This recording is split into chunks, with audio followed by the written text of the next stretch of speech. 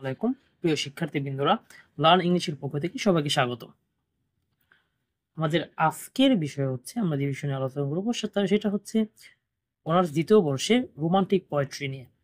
Romantic poetry যেটি প্রথমেই রয়েছে সেটি হচ্ছে উইলিয়াম ব্লেকের songs of innocence and songs of experience. আমাদের আজকের টপিক হচ্ছে introduction to songs of innocence, লিখেছেন উইলিয়াম ব্লেক, যিনি জন্মগ্রহণ করেছেন 28শে নভেম্বর 1757 সালে লন্ডনে এবং মৃত্যুবরণ করেছে 12ই আগস্ট 1827 সালে লন্ডনে। উইলিয়াম ব্লেক ছিলেন একাধারে একজন কবি, একজন চিত্রকর। তিনি তার আধ্যাত্মিক লেখা এবং কাল্পনিক লেখার জন্য বিখ্যাত ছিলেন। তার উল্লেখযোগ্য যে লেখাগুলো রয়েছে তা হচ্ছে songs of innocence and songs of experience, the marriage of heaven and hell, the four zoas. এগুলো উইলিয়াম ব্লেকের লেখা পড়ার আগে আমাদের অবশ্যই জানতে হবে সংস অফ ইনোসেন্স কি এবং সংস অফ এক্সপিরিয়েন্স কি। আমাদের এই দুটো বিষয় আমাদের কাছে ক্লিয়ার না হয় তাহলে আমরা এই কবিতা খুব একটা বুঝতে পারবো না। সংস অফ ইনোসেন্স হচ্ছে তার একটা কবিতা সংকলন, যেখানে সে শিশুকালের বিষয়গুলা, পিউরিটি বিষয়গুলা এবং প্রকৃতির বিষয়গুলো তুলে ধরেছে। অর্থাৎ একজন শিশুর চোখে পৃথিবীটা কেমন তার দৃষ্টিভঙ্গি মূলত সংস অফ ইনোসেন্সে তুলে ধরেছে। সংস অফ এক্সপিরিয়েন্সও তার কবিতা সংকলন, যেখানে সে মানুষের ডার্ক সাইডগুলো তুলে ধরেছে। অর্থাৎ মানুষ যে কারাপ্টেড, মানুষ তার নিজের কারণে ভোগান্তি শিকার হচ্ছে এবং তার ইনোসেন্সগুলো যে সে হারিয়ে ফেলছে, এসব বিষয় সে সংস অফ এক্সপিরিয়েন্সে তুলে ধরেছে। অর্থাৎ সংস অফ ইনোসেন্সে সে মূলত শিশুকালে যে আমরা যে ইনোসেন্স থাকি সেই বিষয়গুলা মেইনলি ফোকাস করেছে, এবং সংস অফ এক্সপিরিয়েন্সে যখন আমরা একটা সময় আমাদের মধ্য থেকে ইনোসেন্স যে বিষয়টা এটা হারিয়ে যায়, আমরা এটা হারিয়ে ফেলি, সেই বিষয়গুলা এখানে তুলে ধরেছে। চলো কবিতা শুরু করা যাক। Introduction to the songs of innocence, William Blake. Piping down the valleys wild. এখানে স্পিকার বলতেছে আমি একটা উপত্যকায় বসে বাঁশির সুর তুলছিলাম। Piping songs of a pleasant glee. আমি আনন্দ চিত্তে গান গাচ্ছিলাম। On a cloud I saw a child. আমি একটা মেঘের উপর একটা শিশুকে দেখতে পেলাম। অ্যান্ড হি লাফিং সেড টু মি। সে আমার দিকে সে হেসে আমাকে বলল, five songs about a lamp. একটা ল্যাম্প সম্পর্কে তুমি গান গাও, অর্থাৎ ল্যাম্প নিয়ে একটি তুমি গান গাও। এটা আমাকে বললো হচ্ছে ওই শিশুটি। So I piped with a merry cheer. তাই আনন্দ চিত্তে আমি গান গেলাম। Piper pipe that song again. হে বংশীবাদক তুমি আবার গান গাও। So I piped he wept to hear. তাই আমি গান গেলাম এবং সে তা শুনে কান্না করে দিল। Drop the pipe the happy pipe. তখন সে বলল তুমি বাঁশি বাজানো বন্ধ করো, তোমার সুখের বাঁশি বাজানো বন্ধ করো।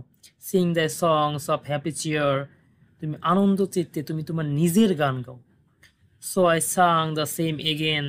তা আমি পুনরায় আবার গান গেলাম। While he wept with joy to hear. তখন সে এই গান শুনে আনন্দে কান্না করে দিল। Piper sit thee down tried.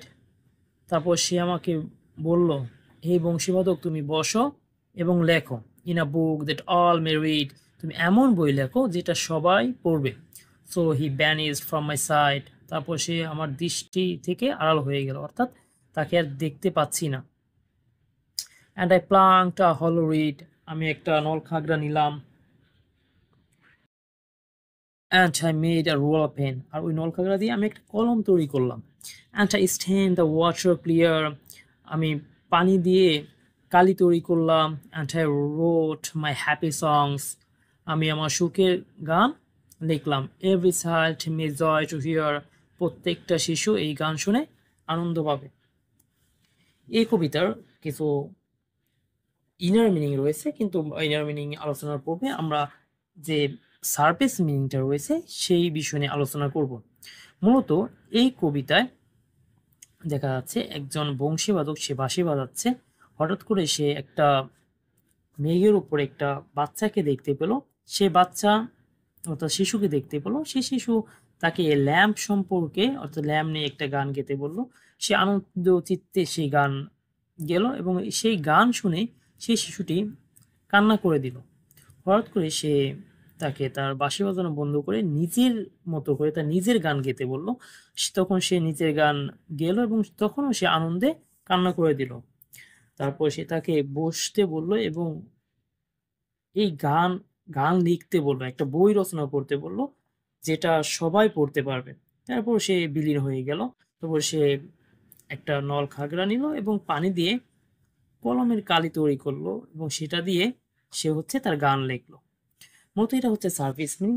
Inner meaning হচ্ছে এখানে কবি মূলত কিছু হচ্ছে সিম্বল ইউজ করে, যেমন এই জায়গায় চাইল্ড হচ্ছে মূলত জিসাস ক্রাইস্টকে ইন্ডিকেট করে। জিসাস ক্রাইস্ট আর যে এই জায়গায় যে কবি অর্থাৎ যে হচ্ছে স্পিকার, সে মূলত হচ্ছে খ্রিস্টান ফলোয়ার, অর্থাৎ যে কিনা ক্রাইস্টকে ফলো করে খ্রিস্টান ধর্মের। এখানে ক্রাইস্ট তাকে বলছে হচ্ছে ল্যাম্প সম্পর্কে গান গেতে। মূলত সে হচ্ছে এ জায়গায় যে খ্রিস্টান ধর্ম আছে সেই ধর্মের বিষয়গুলোর যে বিষয়গুলো আছে সেগুলো সম্পর্কে লিখতে বলছে। অর্থাৎ সে এখানে গান গাচ্ছে মূলত হচ্ছে জিসাস ক্রাইস্ট ওই স্পিকে বলছে তুমি ধর্মের যে বিষয়গুলো আছে সেগুলো লেখো এবং তুমি ধর্ম প্রচার করো এবং তোমার এই যে বই তুমি লিখবে সেই লেখা হচ্ছে পরবর্তীতে আরও অনেক মানুষ পড়বে এবং এই বই পড়ে সবাই ধর্মের প্রতি থাকবে এবং ধর্মীয় বিধিবিধানগুলো তারা ইজিলি জানতে পারবে। এই বিষয়গুলো মূলত হচ্ছে এই জায়গায় কবি বোঝাতে চেয়েছে।